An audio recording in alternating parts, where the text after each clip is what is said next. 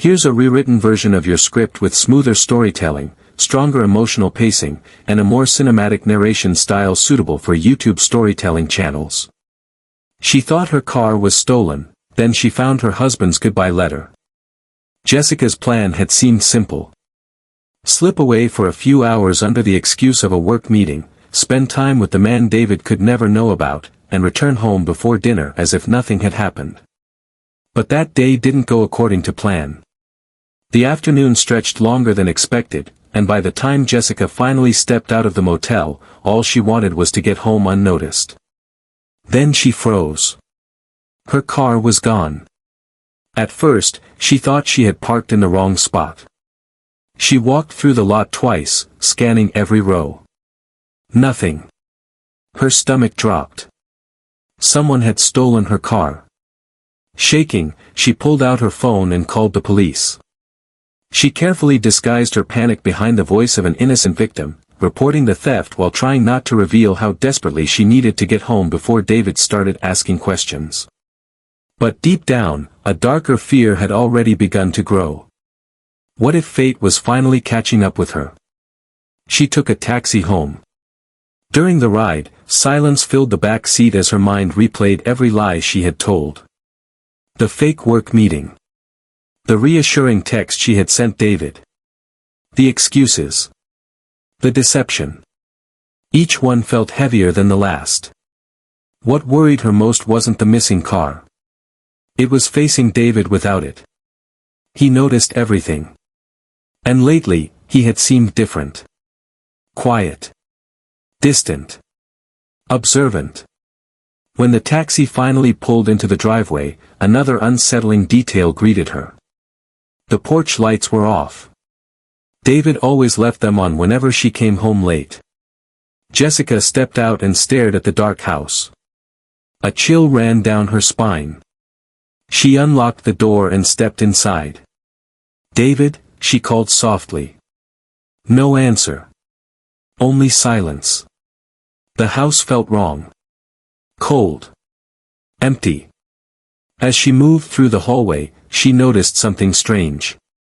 The framed photographs were gone. Family pictures that had hung on the walls for years had vanished. Even their wedding portrait near the staircase was missing. Her heart began to race. She hurried through the house, opening closets and checking drawers. David's clothes were gone. His watch. His shoes. Even the old leather jacket he almost never wore. Everything had disappeared. And suddenly, she understood. David had left. A single envelope rested on the dining room table. Her name was written neatly across the front. With trembling hands, she opened it. Inside was her missing car key. And a letter. Jessica sank into a chair. Every instinct told her not to read it. But she did. The first sentence shattered her. Asterisk, Jessica, I know everything. Asterisk.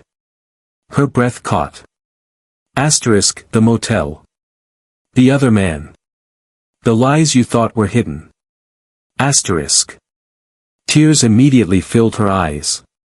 Asterisk, you weren't nearly as careful as you believed. Asterisk.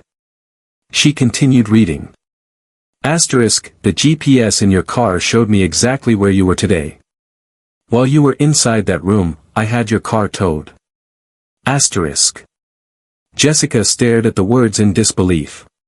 This wasn't a misunderstanding. David knew everything. The letter continued. Asterisk, I didn't want a confrontation. Asterisk. Asterisk, I only wanted you to understand that I deserved honesty. Asterisk. There was no anger. No insults. No threats. That somehow made it worse. The calmness in his words felt devastating. Then she reached the final paragraph. Asterisk, your car is waiting at your mother's house in Tucson. Asterisk. Asterisk, you can pick it up whenever you're ready. Asterisk. Asterisk, maybe by then you'll be ready to tell the truth, to her, or at least to yourself. Asterisk. Jessica lowered the letter. Her vision blurred. The pain wasn't just from being caught. It was realizing that David had already accepted the end. There would be no fight. No screaming. No chance to explain. Only goodbye. She rushed upstairs. Maybe he was still there. Maybe this was some terrible misunderstanding. But the bedroom confirmed everything. His side of the closet stood empty. The drawers were bare. And resting carefully on his pillow was his wedding ring. Placed with quiet dignity. A final farewell. Jessica collapsed to her knees. The ring trembled in her hands as sobs echoed through the empty room. For years, she had convinced herself she could manage both lives.